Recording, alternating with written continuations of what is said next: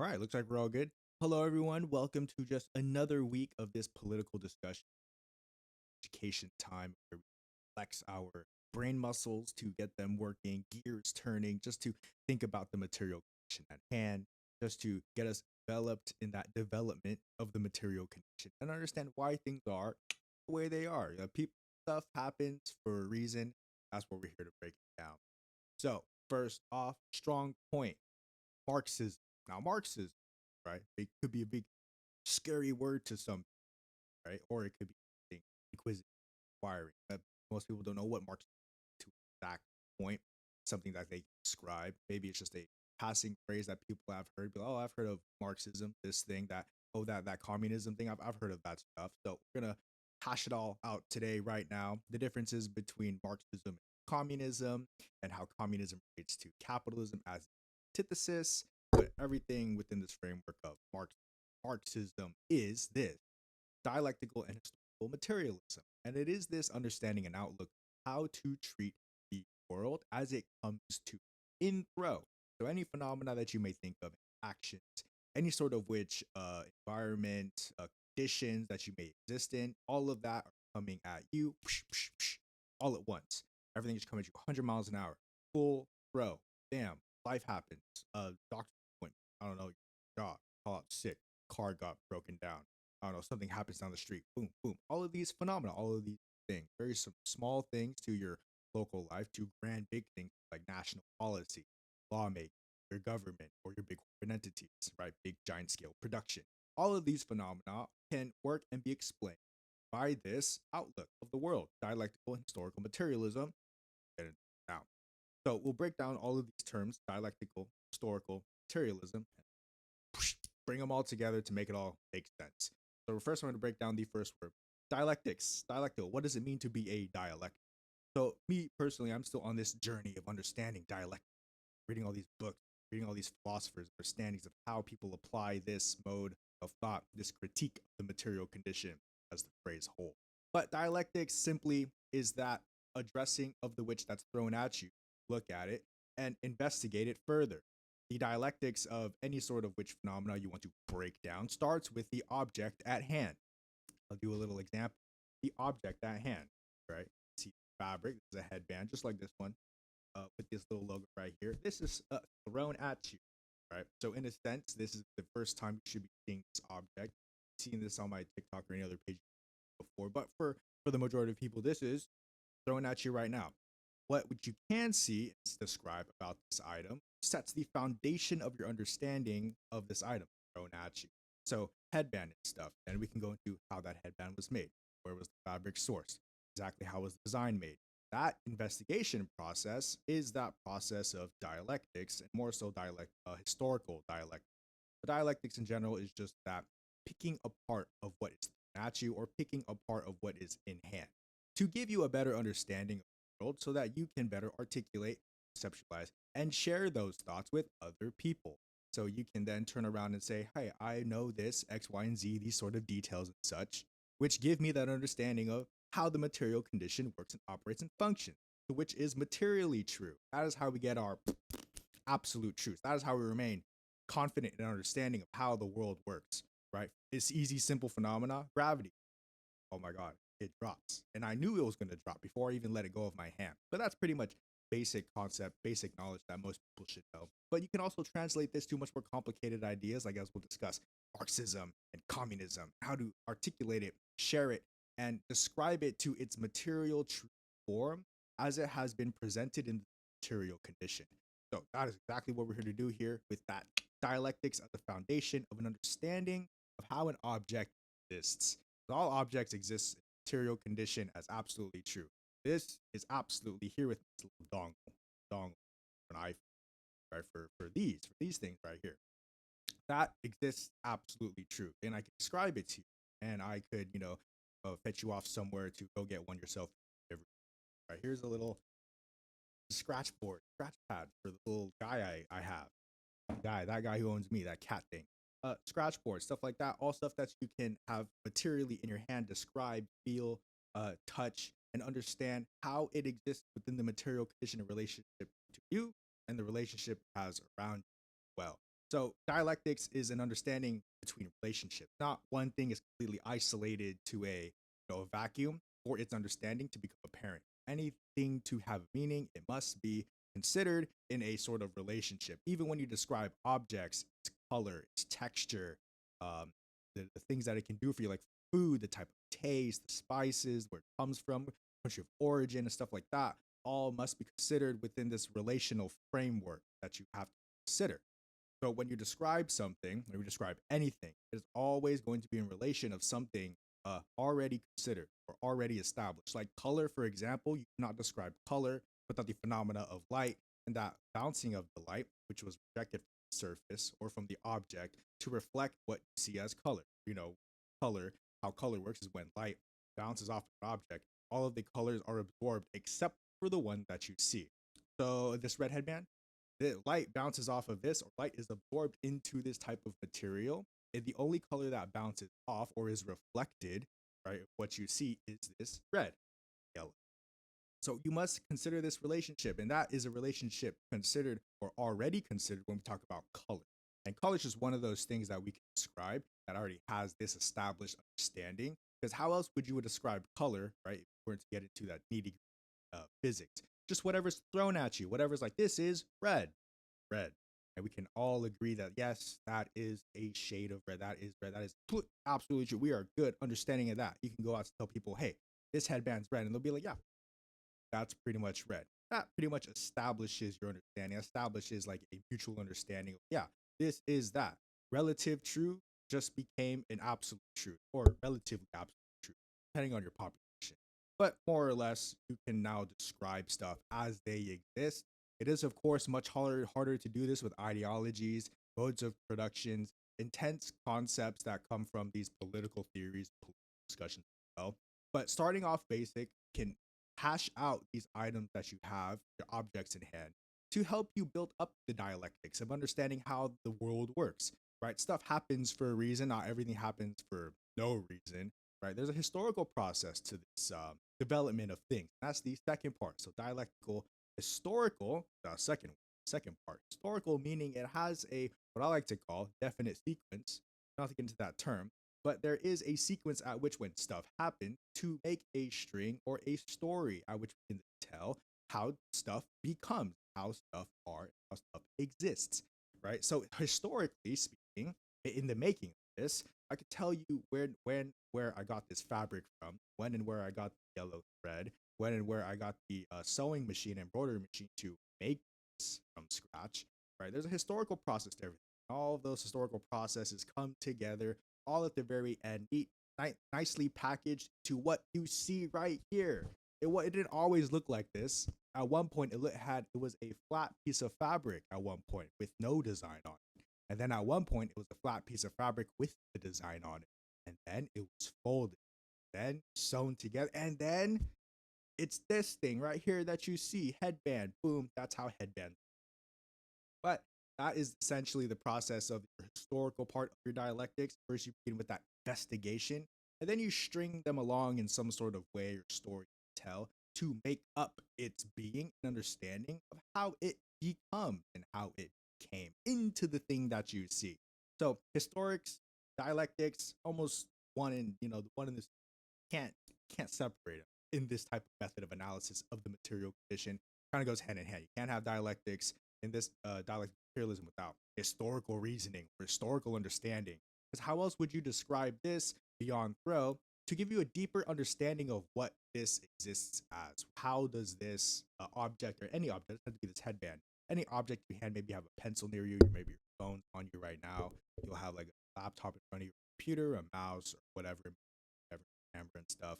But whatever you have, all of these objects that we have uh, made with or being with, trying to get to, have this historical process. And everything can be broken down into processes to give you a better understanding of how objects exist. And this is where we get into materialism. How do objects exist? Objects exist in the material condition, which we can see, hear, touch, taste, feel, and all of these senses which make the experience of life. Combine that with historical reasoning, the development of the individual, or the development of the material condition, and then dialectics, the investigation of which is like a nice little package of how stuff works. There is a lack of ideal understandings of how the material condition works, which meddles with that sort of understanding. Yes. All right. So dialectical, historical, materialism, all these big words. Materialism is fairly easy to get through all the material condition. So yes, clearly with dialect you can see thanks to yeah. Clearly, it's no longer wondering huh, why are things the way they are. Why Trump bad? We know for a fact in throat Trump bad. Boo, boo. Democrats bad. Boo, boo. We don't like them. But why though? All right, it's okay to be like, yeah, they're bad, but just know how.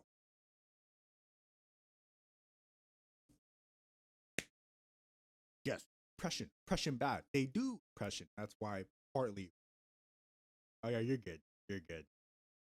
Yeah, oppression is why these entities are bad. Democrats, your two-party system, government as a whole, as I like to say, the state. It is just a state acting for the interests of the bourgeois, which we'll get into the last.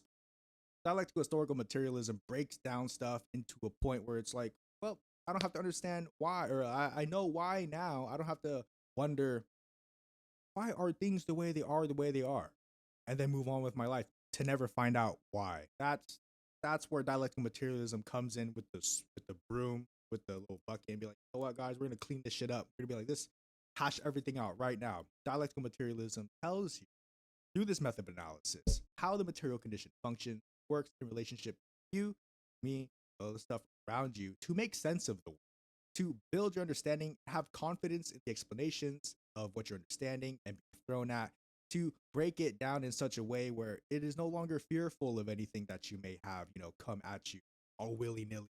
All of these thrown phenomena, all of these like, oh, I don't know what if that in and buts or what could come at me and maybe harm me or matter what. Dialectical materialism, at least for me, for the majority of individuals I know who understand how to utilize and apply this method of analysis, really calms life down. Because fear is what drives that not knowing, or not knowing is what drives that fear. But knowing, dialectical materialism helps you that know, drives down that fear. You'll still be a little scared or fearful of stuff. I'm sure as hell scared of stuff, but it is a lot less, wrathful on my life. It's a lot less cumbersome to think about since before times when we didn't have dialectical materialism as a thought. I too wondered, I don't know how stuff works. I don't know why anything. But then life keeps moving on, and we're forced to move on with life like this, one step at a time, 1 second at a time. So this dialectical materialism helps us understand that why. And the second bullet point under Marxism, it is a synthesization of Hegelian dialectic. So, dialectical, historical materialism, terms such. But dialectical materialism as as a Marxism, as that outlook of the world, comes from this ideal Hegelian dialectic. So it's a very similar process of how you can investigate, unearth contradictions and address them out of an object's existence. But now, instead of man's ideas or the object inherent that creates the change, it is an interconnected, complex relationship between the material condition and the object at hand and you, the individual, that makes the experience of life from a material standpoint, of which the material standpoint has production forces which make our material condition. So, man just thinking and sitting in his chair like me every day doesn't make the change in the world, right? Thoughts don't change the world by themselves. It is that materialization of the fact, the rearrangement of the material condition and thought that make that change. So change doesn't come from just man sitting, I'm thinking, right? It is not the I think, therefore I am. It is the I exist or things exist. Then I can think, then I am. Or as I like to say, break it down very simple. You have to have stuff first in order to do stuff, and then when you do stuff, stuff happens. A very generalization, but it is a material analysis of which emerged that quote. You have to have stuff materially. You can't do anything without having anything. You wanted to do construction but had no construction tools, chop it up. You're not doing any construction. Or if you needed to cook a meal for yourself but you had no pots, pans, ingredients, no butter, any like vegetables and stuff like it. You're not doing anything with anything. You have to have stuff first, then you can do stuff. But there's like a little arc in between the having and doing, right? There's a little motivation that you need to do stuff. There's an incentive to do stuff, right? Capitalism says that this incentive is profits. You know, to each their own, but capitalism's shit a mode of production, so I wouldn't listen to the damn thing it says. But you have having stuff, right? That's your step one. You have to have stuff. Then doing stuff, right? That's your doing with the having. And after you've done stuff, stuff happens, things happen. So generally that's how I string the understanding of the world together. It's if you don't have stuff, you can't do stuff, stuff don't happen. When it comes to a general strike at GSUS, of course, we have our collective labor, our intention to organize. That's what we have. Then from which we can do stuff, of which then that doing stuff makes stuff happen. And then the stuff that we want to happen, of course, is that overthrow of capital through this strike that we're trying to do. So that is that having stuff, doing stuff, making stuff happen, kind of that, basic understanding of dialectics, such like that. But the synthesization of Hegelian dialectics, Hegelian is that ideal, I, me, myself, my thoughts, synthesize the material condition, and I, in my all of my benevolence, to make the stuff happen. Oh, me, by myself. Man, he who thinks, right? Obviously, of course, it is not me who does all things, right? It is the collective. It is everyone all at once contributing to this movement, specifically for GSUS, that makes stuff happen. There is so many great things happening on foot and online in this group. It's quite incredible to see. I remember just last year, way back before time, I meant 10 months, not much was happening. There is some stuff happening. There's definitely stuff happening. I want to say that nothing was happening. It was a little bit of slow roll. Now all of a sudden we have a lot of partnerships, a lot of great work. People are going on interviews, panels, other stuff, things that promote the movement together as a whole. But the beautiful thing is we're all doing it together. So that's just a wonderful side thing I want to get into. But now back to the political education discussion. Your second bullet point, the difference between Marxism and communism. Boo, red scare, communism. Now, most of us in this space, of course, is a little more aligning with those communist values or the left-leaning values. Communism, not that much of a scary word. But you oftentimes you will out in the world, walk in the streets, so you're at utter communism or you'll utter something very left. You're like, whoa, that guy's a radical. So this conversation is more so for those interested in it, reactionaries who hear in resemble, have the word in their scheme, communism. Be like, ooh, bad, scare. This is not that conversation. This difference between Marxism and communism is to make that distinction. And the distinction is this. It is the outlook of the world, dialectical materialism, and communism is the application of dialectical materialism. So the outlook of how someone understands and investigates the world, regardless of political affiliation. Now, communism is that application of dialectical materialism with a political affiliation. Why? Because it is, and it is kind of that third bullet point, the antithesis to capitalism. So capitalism, of course, is the grand, great scheme of privatizing profit, privatizing the mode of production, basically privatize the world so that people, because you have to understand from a liberal understanding and ideology is that I am free to do that. We are free to do what we want as free people. No more kings. We're done with the kings. No more kings. We have no more kings, no more queens, no more absolute divine rule. We have none of that. We have free white people who can do stuff, who can do white things for white people. That's the freedoms that we have.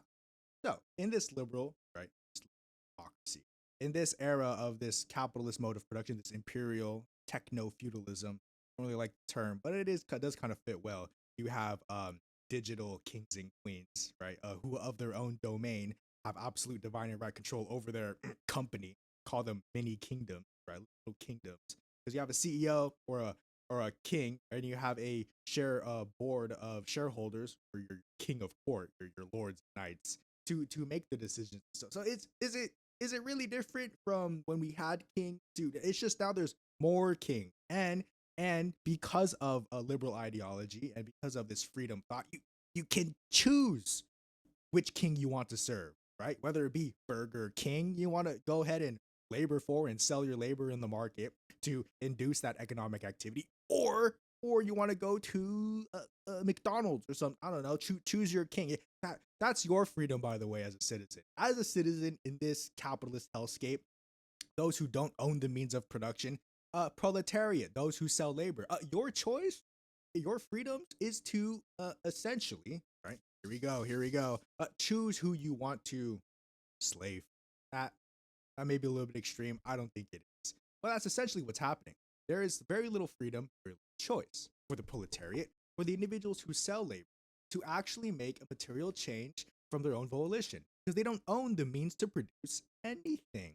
So in the dialectical materialism, you break this down, right? The understanding of communism as this sharing of resources, right? As opposed to the capitalism hoarding of resources. That's kind of where socialism and communism get all of their stuff. It is basically taking what's bad about capitalism, flipping it on its head, and then refining it. And then you have a communism. A socialism is more scientific. Communism is that after step after socialism. Of course, we wouldn't know what that looks like until we actually put it into practice. But socialism was more tangible of an idea, much more tangible of a concept, in direct contrast of capitalism. So capitalism and its hoarding of resources. What is the opposite of hoarding? In the societal sense, sharing, right? Giving. This taking, giving. That's kind of what the antithesis part means. It is the anti part. It is that anti of the state of the fact. Capitalism bad, boo. Socialism good, yay. That's kind of the gist we're getting at.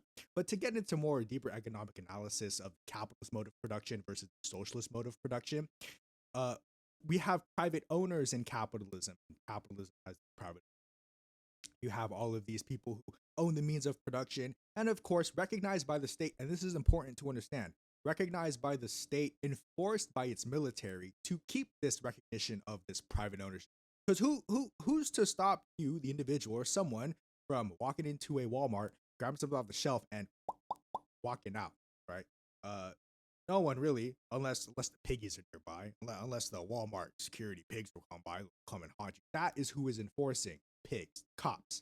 The class traders is another good label, right? Those oinky oinkies. Those individuals are the ones who are enforcing this policy or enforcing this mode of society, this production, to maintain these vertical relationships, at which only allow transactions to, go through for these exchanges of the goods and services in society. You don't got money, you're not getting jack shit. How do you get money? Get a job or start a business. But you can't do both. Sorry, man. There's really not much anything that we can do for you if you don't want to do any of that. We have our options laid out. Get a job, start a business, or just die. Yes, that's basically what capitalism gives you. It is that you or me. It is us versus them, and it always is this, not me, and then me type of groups you find in capitalism, as it is a competitive, savage mode of production. Right? You always talk about competition breeds innovation. But capitalism is like a I want to say a derider for competition. It's like humans are naturally inherited competitive. Like people are just naturally greedy. Everyone's just so evil stuff. They just insatiable for all the other sins and stuff they have. It's like describing hell, right? Hell on earth, basically capitalism. And of course, capitalism as itself the mode of production. Of course, as feudal times as well, kings and queens and the modes of production before are all deical. Deical? God aligning. Religious influence. That's a better term. So they're all religiously influenced. So hierarchy is a part of that religious influence, because in a hierarchy, or at least religion, you have God, and then in parentheses, gods, plural, but they all stand above the people. They always stand above because we're supposed to pray to these, to get to ask for forgiveness, or to ask for riches, spoil, or to ask for good fortune for our lives and such. It is completely out of the material hand of the individual to make that change. Right? Karl Marx says, right? That's what he said, not me. Uh, Religion is the opium of the masses, but don't construe that quote. Opium of the masses simply just means that religion is more or less a distraction to the class struggle than it is helping class, right, who is struggling. So the working class, of course, and anyone really at that fact can practice religion. And as Marxists or as communists as well, we endorse and we like when people practice their religion. There's nothing wrong with that. We love when people are religious. We love when people express themselves. We love when people do the things that they want to do. That's pretty cool. When people do stuff that they want to do, hey, that's a win in my book. But majority of the people can't do the stuff that they do. Religion, as an opium of the masses, distracts from the class struggle of which affect the material condition. So religion eases the immaterial condition of mind, right? Which is fine, which is good. Right? You need that, of course, alleviating stress and stuff. Very important things to have within your scheme. To have that, low stress. Yeah, maybe have a direction to go towards, right? Religion can be one of those avenues. However, as an opium of the masses, as the opium of the apparatus of the working class, which can make revolutionary change, it's not really a revolutionary or a type of structure for the helping of the masses. Right? Religion is good. Practice it, do it great. However, Marxism, communism say that it is an opium. It is not doing anything for the material condition. Maybe yourself religiously, right? And this is where most successful people, billionaires, millionaires, and stuff like that, all go to God, for the most part, right? For all of the rich people I've seen doom scrolling, doing articles, research stuff, very religious. They have the time for it. They have the material conditions sustained to practice it comfort, which brings your divinity, which brings your peace of the soul, and it makes it all nice, fan, and grand. Which is all great if they weren't exploiting millions and bajillions of people in the world to produce the surplus value extracted profits to then privatize that. That's kind of the problem where we're running into.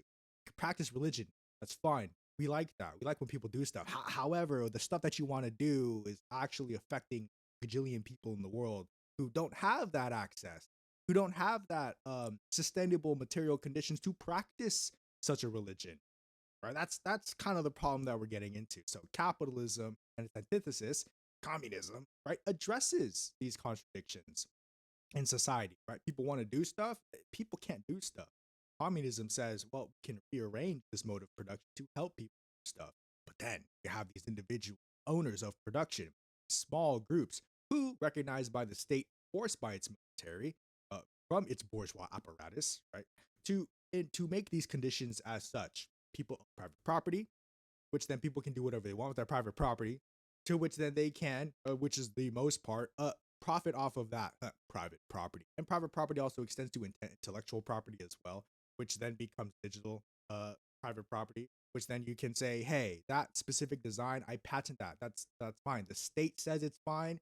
They'll back me up, bro, state, and then they'll be like, yeah, that's theirs. You can't take that. And if you take that, we'll do something about it. We'll beat you up or something. Which most of the time they'll beat you up financially if you try to take someone's patent design.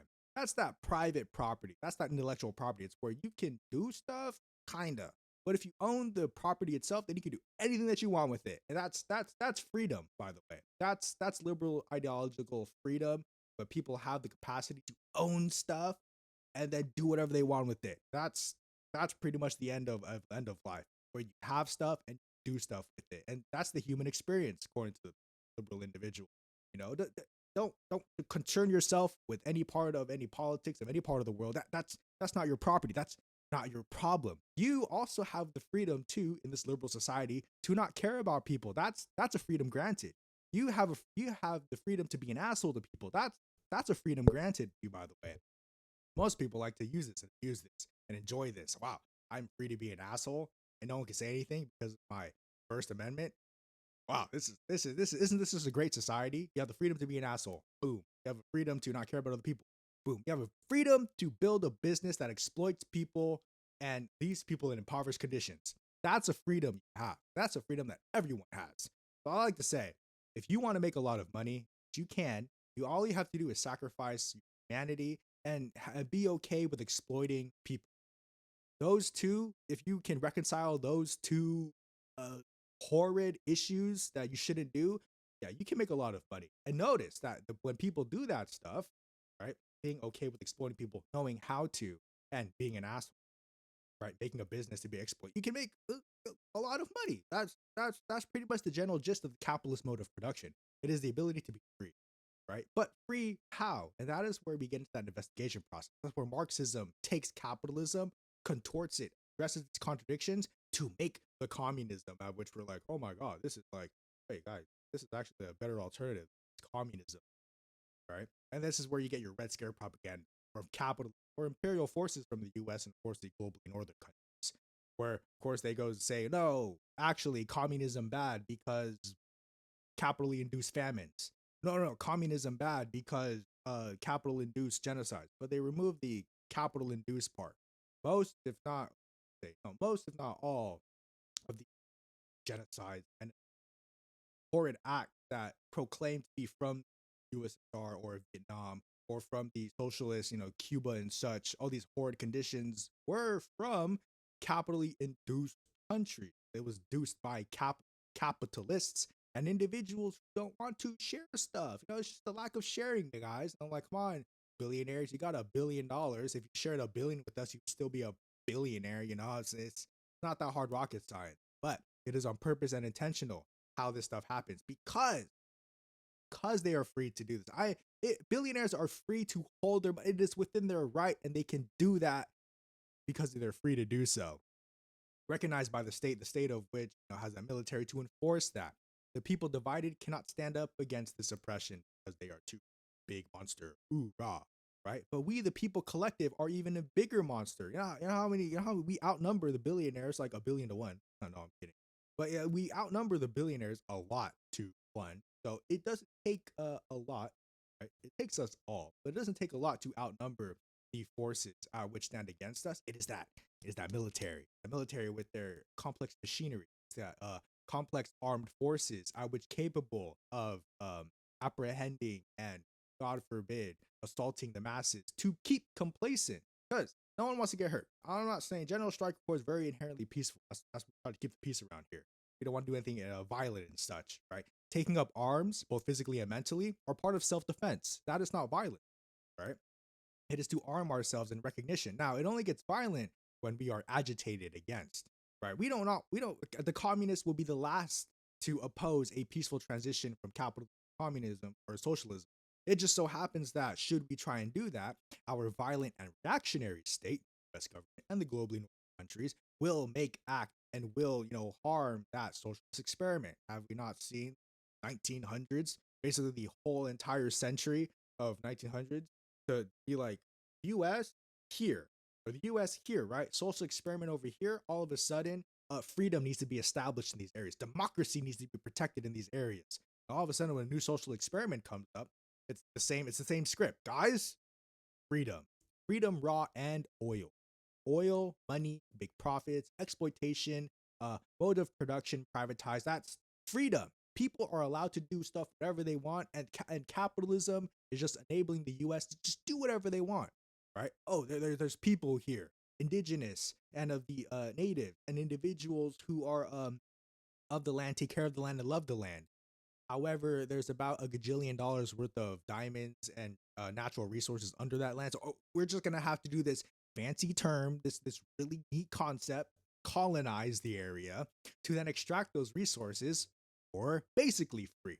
Because now you own the land that you colonized, right? That's the game that America plays. And of course, now Israel, damn apartheid, right? That is how in South Africa as well, when that apartheid was going. That is that colonizing of taking the resources of which to then make it your own. It's an appropriation of land, of which then services a privatized interest for the privatized mode of production. That just doesn't allow us to escape by force. We are forced into these conditions, right? When you are thrown into the world, right? Here's a little bit of a dialectic. When you're thrown into the world, you don't know anything. Babies don't know how to do anything when thrown into the world. We can get into dependency a little bit.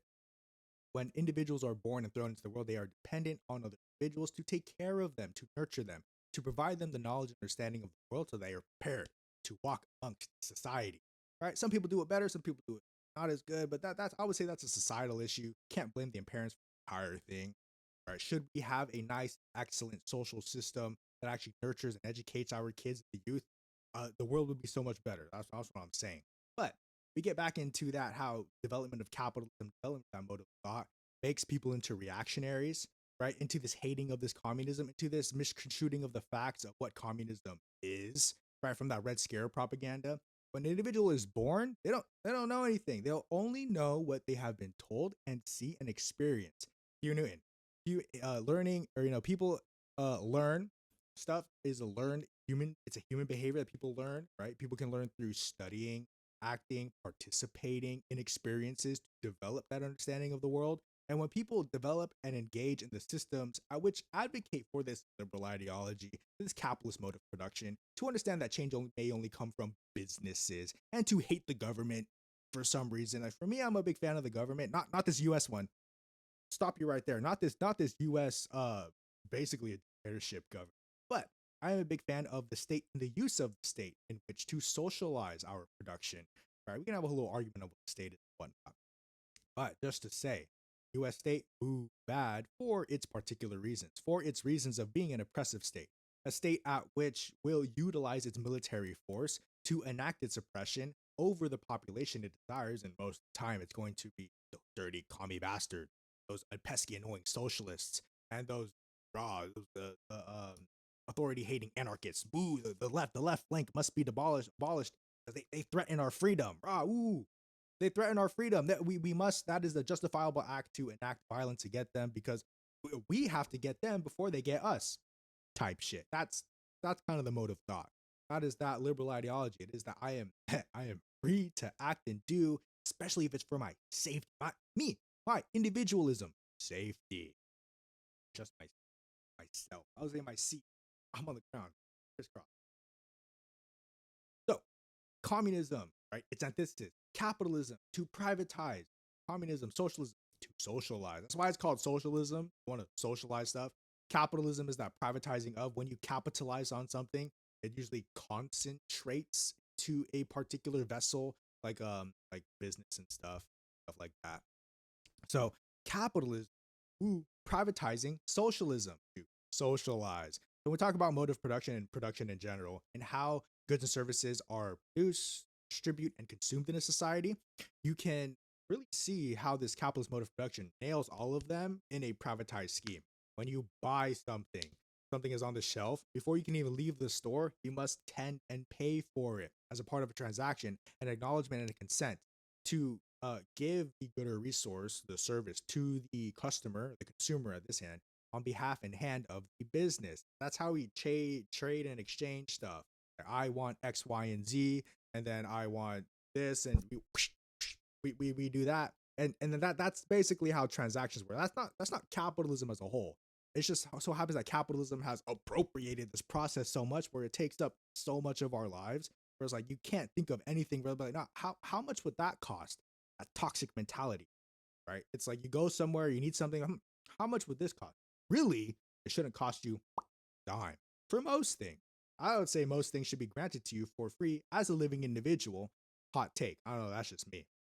But we do get into this understanding: capitalism to privatize, and this socialism to socialize. In what ways do our mode of production and society as a whole make privatize and make socialize, right? Housing, that's a commodity that has been privatized. Housing under socialism would be public, socialized. It wouldn't cost anything. You would be given one. Now imagine this, right? As oppressive as our state is, right? Imagine this. Our oppressive state does this. No, can't have a house, have to buy it. You have to use your money, hard earned, meritocratic earnings, and then you can get the stuff that you want. You have to have the money to do the house getting, to have the house stuff, do stuff. You have to have that stuff. That's a capitalism. Socialism, on the other hand, tells you have a house. Whoa, that's it. That isn't that such a great plan? Socialism does this. It's you get water. You have an education now. Opportunity galore. That is pretty much the differences between capitalism and socialism, like very breaking it down, very like toddler like. It's taking what capitalism does now as a privatized mode of production, and to socialize all that stuff and be like, actually, we have the means to produce at a level at which every single individual human on earth can be subsidized by a collective organization. We've saying this for the past couple of weeks. The individual can outproduce what they need for themselves in about half a day's of work. I'm not going to give you an exact number, but generally, an individual can outproduce for what they need in a general work day for 8 hours or 10 hours a day. Individual and peoples and workers can basically output the profit and value needed for the business to stay afloat and provide themselves living conditions as well in less than workday. It just so happens that when we do work the workday, we generate excess profits or we generate excess value in the company and the businesses, which they extract surplus value extracted from the workers. That's called privatizing profits. And that is where profits come from. It comes from the worker, right? Don't get it mistaken. Don't get it twisted. Profits don't come from the sale. Sales don't make a profit. Workers make a profit. It just so happens that profits aren't realized or given a material form until that sale is made. So a chair, right? Watch this. A chair is made. And I'll break it down really easy for you. Chair is made. Raw resources, wood, glue maybe, screws, hammer, all the resources and tools, plus labor. Resources, labor, boom, you have a chair. Value has just been created right there. Value has been made. Someone can sit on that chair and be like, wow, this this is a good chair. That's value being consumed. However, because of the privatized mode of production, no one can enjoy sitting on that chair until someone buys it, until someone makes that realization of profit for the capitalist. So value has already been made when the chair is made, unrealized. You may hear it as unrealized gains. Now, not the term one to one. That's basically the gist of what's going on.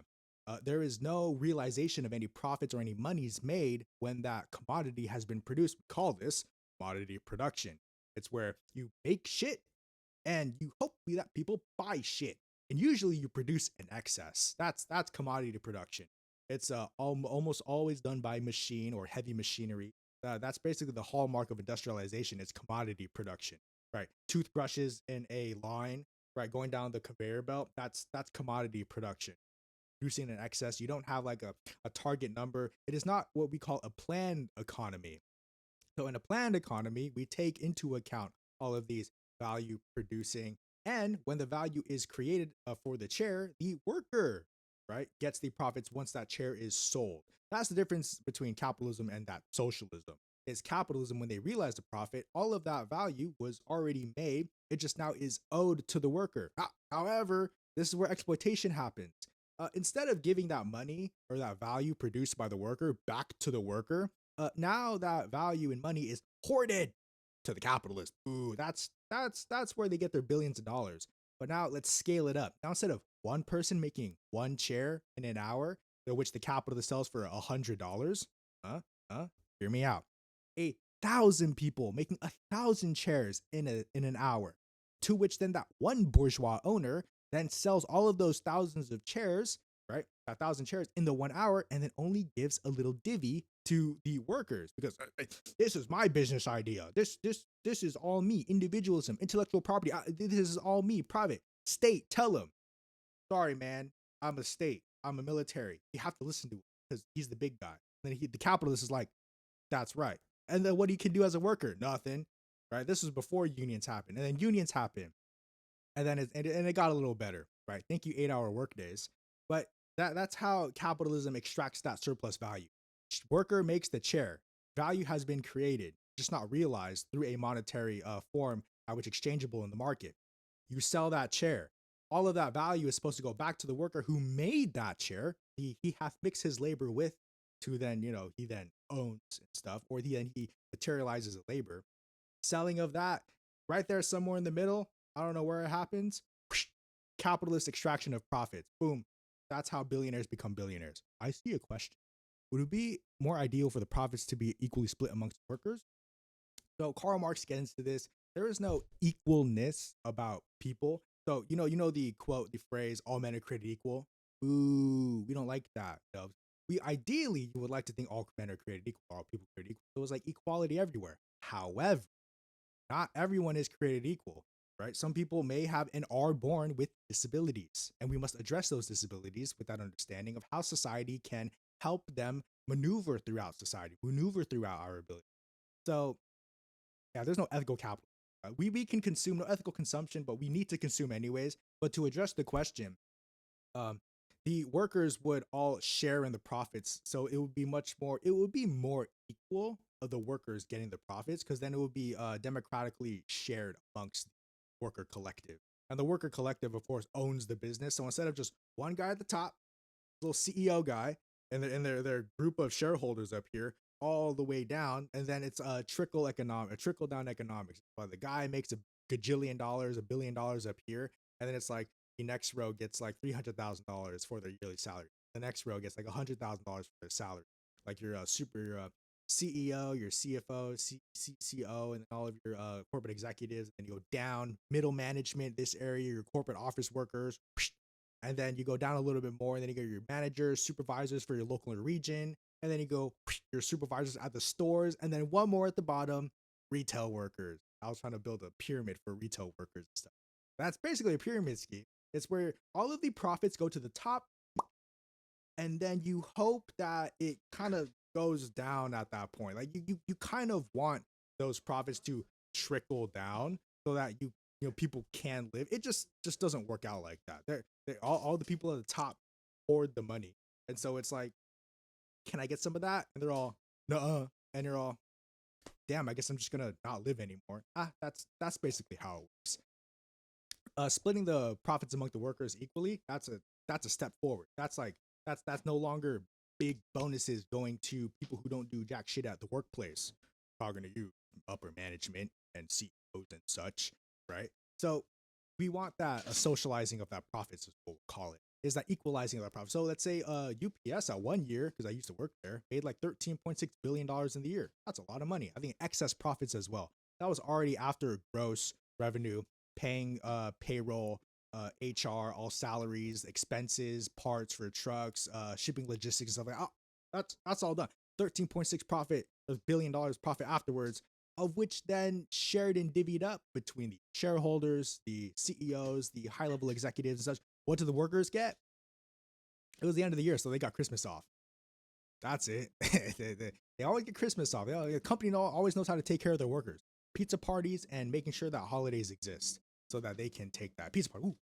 Ooh, they get pizzas. While Carol Tomei, I don't know if she's still the CEO, but Carol Tomei taking in her like millions and millions of dollars of bonuses with her millions and millions of dollars worth of stocks, of which those dividends pay out every quarter.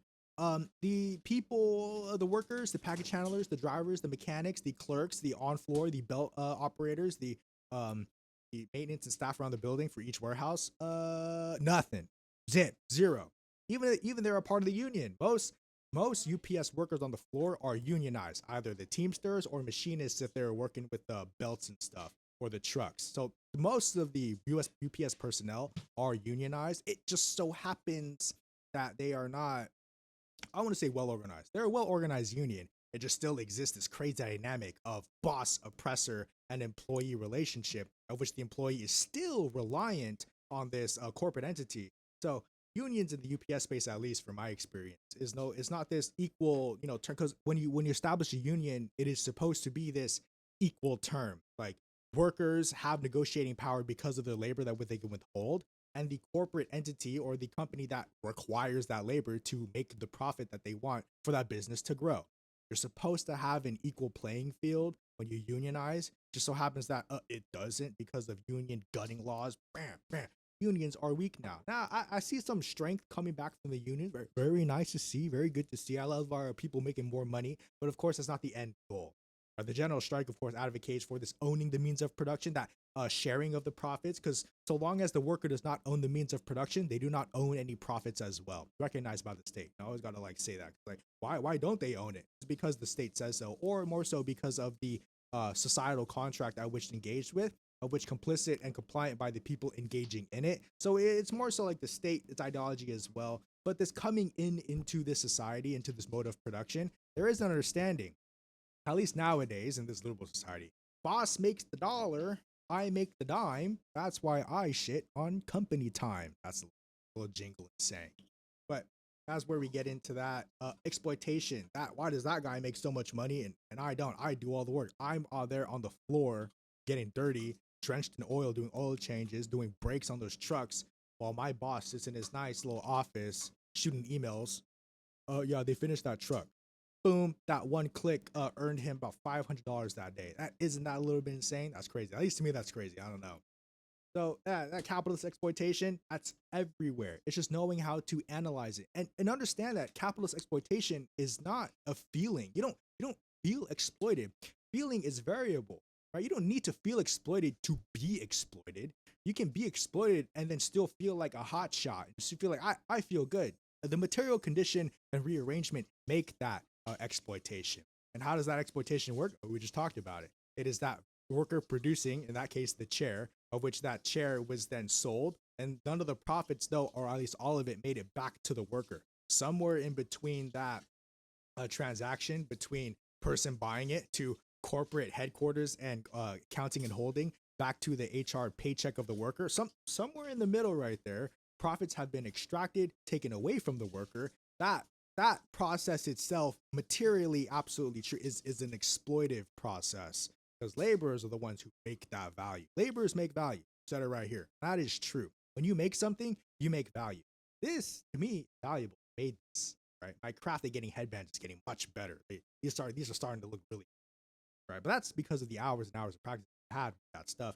And of course, the same with you guys, right? Every single one of you has a skill that you own, develop, and stuff. And of course, your hours and hours making that skill apparent. You have the ability to make value of which created when you make something like that. I'll pull out something else. Oh, I made this one. This one's black though. This was the black headband. But yeah, you can make stuff, and when I'm making stuff, you make that value. And then when you sell that, you realize the profits of that value, or you realize the monetization of that value, that money stuff. Where it's like this, I can convert this into money by asking someone, hey, does anyone want to buy this? That's how you start that transaction. Just know, value is created by the worker of which invests their labor in the rearrangement of that material condition, the chair making, to which then the bourgeois, the property owner, then takes that chair. Yoink, I know you made that, but I'm going to take it now as an object, turn it around. Hey guys, this chair is $100. Who would like to buy it? Me. I would like to buy it. Me, I'm a consumer. Hey, you get the chair now. $100 transferred. Now, where does that money go? You said a gajillion times already. You said it a bunch of times. Not back to the worker entirely. All those $100, maybe $20, $30 for resources, for like wood, glue, the screws, all the parts and stuff. And then you divvy it up even farther. Now I get my cut as the bourgeois owner, as the individual owner of production, privatized owner. I will take my cut because this was my brilliant idea. This was my idea. And I will collect all the profits because I say so. I'm the recognized owner of this property. That's me. And then the work can get whatever else I leave out. Now, you want to have the people as complacent as possible, but you want to extract as much value and profits as much out of the people as possible as well. It's kind of like a balancing act. How much can I rip off the people before they revolt? It's kind of teetering. Class distractions such as the use of AI. Boo, we hate the use of AI around here. Boo, that sucks. All right, generative AI for image creation. Boo, that sucks. But it is a class distraction for this compliance of capitalism. So it's like, guys, I'm getting paid nothing. And that's why we go back to religion as the opium of the masses. It is that, guys, my material condition is suffering. However, I have my little cute knickknacks. I can doom scroll on my iPhone. I can do all this stuff. You know what? Maybe it's not so bad. I can dopamine rush myself to death, and then everything will be fine. That's capitalism, and that's the mode of production in society that capitalism has created. The superstructure. It is to consume, and not worry about your material condition. Not worry, because you could. Back again. Here's again. You have the freedom to do so. You have the freedom to not care about your people. You have the freedom to privatize anything that you want, because that is within your rights. You are no longer bounded by a king. Your own person can self-determine that. If you're white, now you don't have to be physically white, but ideologically as well, right? Black faces, high places. Obama, Beyonce, whitewashed. Not real revolutionaries. Not revolutionaries at all. They're just people, right? But yeah, black faces, high places, tap dance as well, stuff like that. Right? So you can be anyone and anything. It is how you go about your experience of life that makes that experience. Oh, the petit bourgeois. My God, small business owners. There's a big distinction to make. And I've developed on this idea of the peasant, or the peasant's been a thing. I've just been studying a little bit more. Here's the gist. Here's the breakdown. Here's some more of that dialectics for you. Petit bourgeois, your petty bourgeois, your small business owner, right? If you don't want to get into that technical political jargon, petit bourgeois, petty bourgeois, your think small business owner. That is because small business owner, right? What's the difference between small business owner and a big business owner? You remove the small, right? Your bourgeois, your bourgeoisie, that is your big business, ruling class, corporate owners. Petite bourgeois, your small, cute, kind of like, oh, I have my little knickknacks type of business. Oh my God, it is 5 o'clock right now. I did remember that you have to say. Bye, catch you later. We're gonna smooth it out right now. So I'm gonna go back from the top up. Where's that? Where's that damn agenda? Uh, Capitalism and synthesis, communism, capitalism, to privatize, to socialize, right? Oh, we need to get to self-crit. Well, self-crit is just that inward of dialectical materialism. So you know how you analyze and understand the world through your lens, through your perception, to which then makes the material condition. Self-crit, usually used in organizational theory and the building of a party, is to take it back in, is to basically it's reflection using dialectical materialism. That's self-crit, self-criticism, the whole phrase. Capitalism, to privatize, its antithesis, communism, to socialize, right? To make that which is now everyone's to enjoy and benefit, to make common property of private property type shit. Now you have the difference between what makes Marxism versus a communism. It is that the outlook of the world, Marxism, is that dialectical materialism. Communism is the application against capitalism in the material condition. Right? So Marxism is that outlook. It's how you look at the world, regardless of your political affiliation or economic understanding. It's just how you go about that addressing of the fact. Communism does have that economic and political influence on it because it does go up against its own political and economic entity. Capitalism is that entity. And of course, Marxism as a whole. Marxism straight, just has this understanding of the material condition and having that understanding of how things are the way they are. No one wondering, why are things the way they are? Now you know, now you have it. So, but there's like a whole discussion, whole books, analysis, podcasts and stuff that go over the logistics and how to apply dialectical and historical materialism to your life. So this was just a tiny, small snippet of what dialectical materialism can help you understand about the material condition. 5. It's 5. I'm done. I'll hang out for a little bit. If you want to have any questions and such, type them out. See one. Come off mute if you want to discuss in chat. That's pretty much it out of me. It is 5. So if you don't have to go, please go. I'm not holding anyone. Right. So don't worry. We'll have more of these next week. Next Wednesday we'll have them at 4 p.m. same time. I don't listen to any podcasts. I know I just said listen to podcasts. Don't do podcasts. I don't know any left podcast I'd recommend. I'd have to look it up. I'm like, I could have been everywhere right now. But I will be here next week. It's always me. I'm the one hosting these every Wednesday. It's something that I do. All right, something that we do for GSUS, this and stuff. I'm just here donating my time to the community to help develop this thought, because people need a dedicated space and time to think about this stuff, nurture that thought, get those gears turning. I have the capacity to deliver that. Not everyone has the capacity, and especially in a guided discussion as well, to have that. So if you want to know more, come back next week.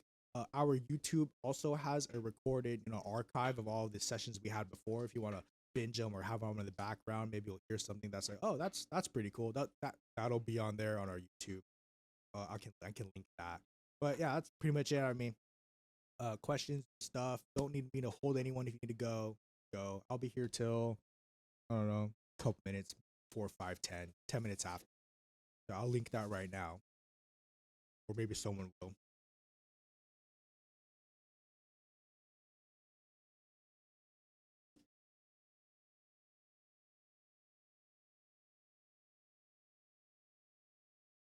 Cool. Thank you. Have a good day. Appreciate you having me.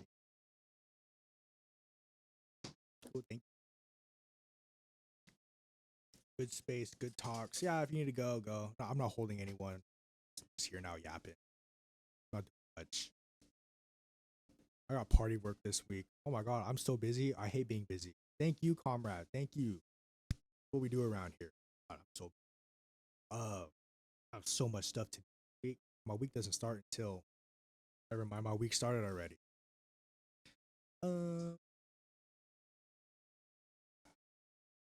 Transition to supposed model. Tonight will be uploaded Friday. I like to do on Friday because sometimes I flat out forget to edit it or like to do the thumbnail and stuff. I forget. So I like to give myself 2 days to remember because I don't do it right after this. I have stuff to do. So, but the recording is there. So I give myself 2 days. So it's always Friday. I missed 2 weeks ago. It was on Saturday. I got a little extra forgetful that week. But it's usually on Fridays that these are uploaded. Gives me time to reflect, think about it, and make the stuff for it. I just need a couple stuff, but it's still stuff that I need to do on. So the transition into this supposed socialism model is a transition, right? It is something that doesn't happen overnight. You can't make a strike happen overnight. Can't make a socialism happen overnight. These structures at which we build that socialism must come from the tools that we have available, not the master's tool to dismantle the capitalism, but the tools at which we create from the Michael Lebowitz in his book, one of his books about socialism, describes the phenomena of building the organs of socialism to then which it reproduces itself from those organs. So you need to have the tools at hand in which you have to craft the organs of an animal or a machine to which then it reproduces itself into. So it's like capitalism works the same way. Capitalism all of a sudden just be like, guys, no more kings. We have free markets. It just didn't happen overnight, and it didn't. How capitalism came to be was generally the stories are people would go behind kingdoms or the village, like sections of villages would have open markets. They would call it open markets, markets in which people can give and exchange the stuff that they have that they made. So it could be like bread, food. It could be sickles, any goods made, jewelry, maybe something if they're like affluent stuff. And they would convene in an area and practice this type of free open market under the feudal society. So now people had their own property in this sense. They respected each other's idea to you, that's yours, and this is mine. Would you like to, and they would barter and trade. Would you like to take 15 shekels for this, or would you like to take a goat for that, right? They would barter and trade. There was really no of that like type of formal transaction under feudalism.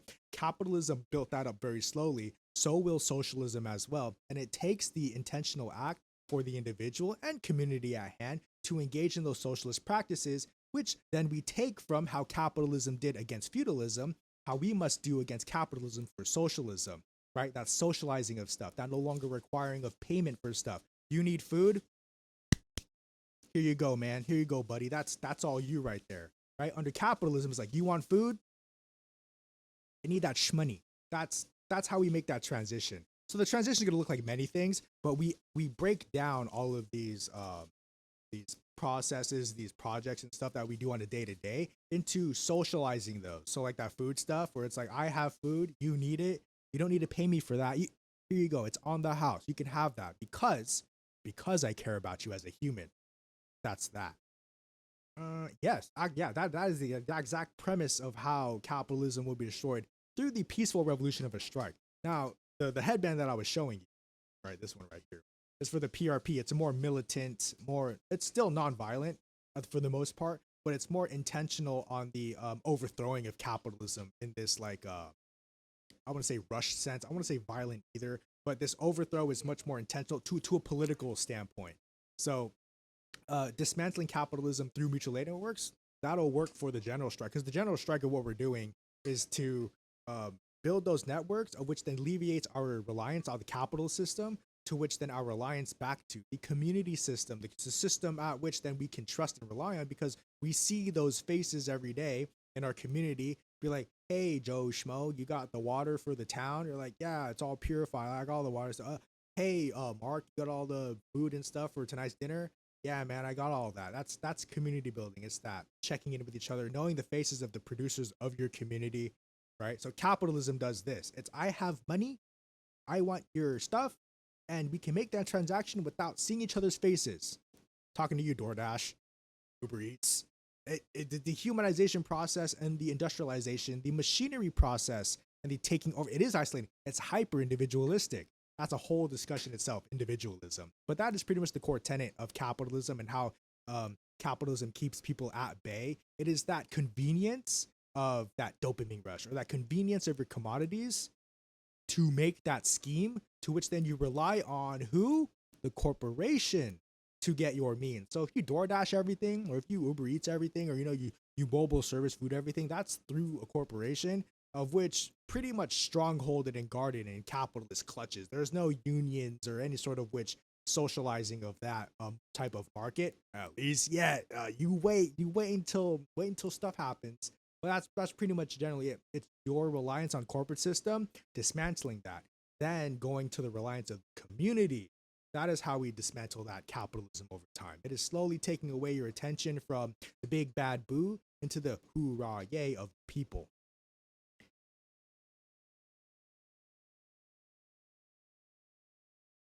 Yes, I'll read out the question. Would you say that person to person level sharing contributes to taking out capitalism? Like if I share dinner with friends or etc., is that slightly larger bubble? Nope. That's so it is up to the collective to keep reproducing those actions. So you don't have to do it every single night, right? Do dinner with your friends, but you make it a reoccurring thing. It establishes within your scheme. So like for your example, like for dinner and stuff, or sharing food with your friends and stuff, that can develop into your socialist modes of production, your socialist types of tendencies, especially if and when you share that with people outside of the friend group, or you invite people, or you make aware of the fact that other people can do this with their friends. So it is a little bit individualistic if you just keep it to yourself, like homesteading and what is it?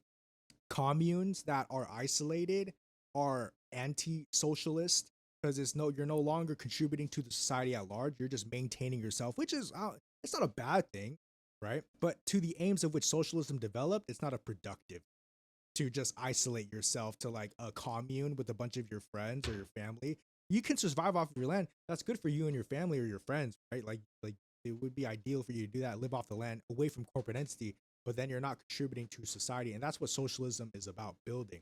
Because capitalism has been built on a society which privatizes individualism. Socialism seeks to profit off of our labor as well, but for the intention of using that profit for socialism stuff. Let's see. Okay. 99 people adopt socialism lifestyle where doesn't want to. A very small scale, 99 people in the world of billions of people, I would say, as a militant, as more militant individual, right? The GSUS is on the less militant side. Like we want to accept all individuals, ideology, backgrounds, like corporate people, but 3.5 ain't 100. So I would say, whoosh, boom, because it goes like this: the capitalist could be that one person who doesn't want to adopt that socialist lifestyle. That one individual is what fracturing or attempting to dismantle that type of lifestyle. It's in the no same way as how capitalism dismantles and disrupts socialist experiments.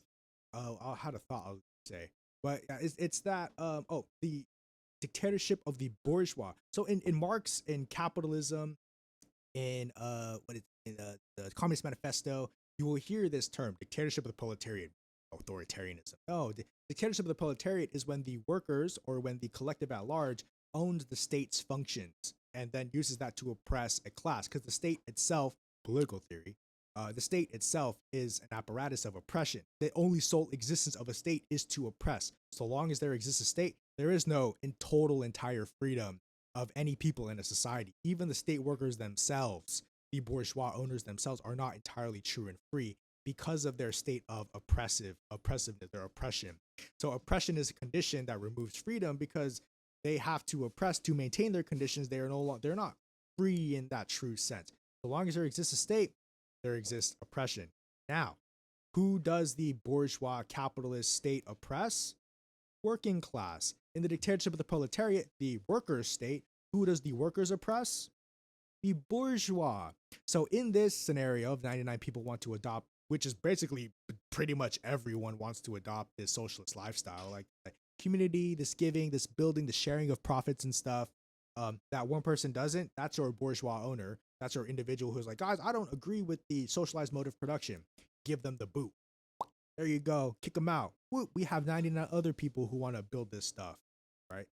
In this sense, it is the same way as capitalism as the 99% of the power enacting over its other socialist experiments to diminish those standings, right? That's the 99 capitalism to your one socialism.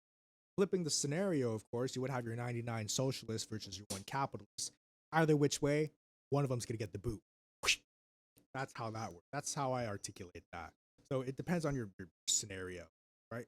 But either way, it happens the same way. Your capitalist majority will oppress your socialist minority, and your socialist minority will oppress your capitalist minority. Socialist, yeah. So it happens either which way. Yes, thank you. Love your time, love you being here. We'll be back next. We'll have more discussion to talk. Hopefully, I have something set up. I won't be on the floor, but hopefully, we'll have something set up back then. If not, I'll still be. I'll I'll still yap and be here and stuff. So that no more questions. 5:15. That's it. No more. We should, because it is that individualism scheme. It should be hesitate. Like people should like expect people to be reluctant. What do you want in favor of that? Like, what is in it for me? Type shit. Where it's like, you do that for me, what am I gonna do for you? They're kind of scared. Was like they don't want to enter this like social contract, like this mutual contract. Ooh, I haven't thought about that. No, I don't make scripts for these. It's off dome. It's off dome, but it's rooted in that analysis. I would think about transcripts. Maybe I can sit down and be like, this is being recorded. Sorry, people who come in late, I say it beforehand. It's just is recorded and it's posted on the YouTube. So the entire session from when we start to when I stop hitting record with the button, that whole session uncut raw is going to be on here. So whatever you're hearing now is going to be on there now. So all that's recorded right there. Thanks, Day, right there. So no transcript. Maybe when our production budget raises, when I actually get stuff from this, because right now we're all volunteers just for free. It's all willpower and manpower and labor that makes this stuff happen. So all of our stuff is recorded. Transcripts in the future. Can't tell you when in the future, but the future. I think that's it. More questions, more stuffs. That's it. I wish people stop typing.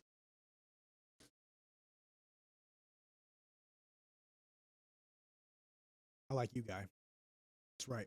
That's what we do. We like around here. It looks like we're good. So thank you all so much for joining us. We'll be back next week, 4 p.m. Wednesdays, Pacific Standard Time, 7 p.m. Eastern.